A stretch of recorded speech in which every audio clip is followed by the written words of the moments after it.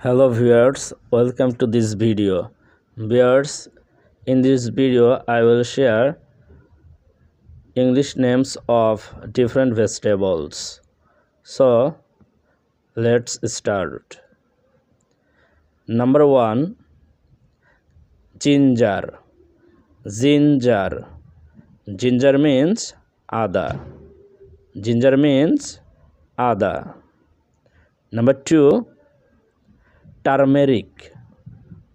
Turmeric.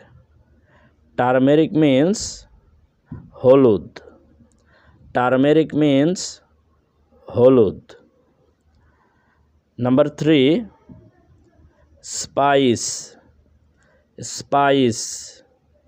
Spice means mosla. Spice means mosla. Number 4, cumin. Cumin. Cumin means jeera. Cumin means jeera. Number 5, black cumin. Black cumin. Black cumin means kalo jeera. Black cumin means kalo jeera. Okay viewers, keep learning and memorizing these names and waiting for the next video. Bye.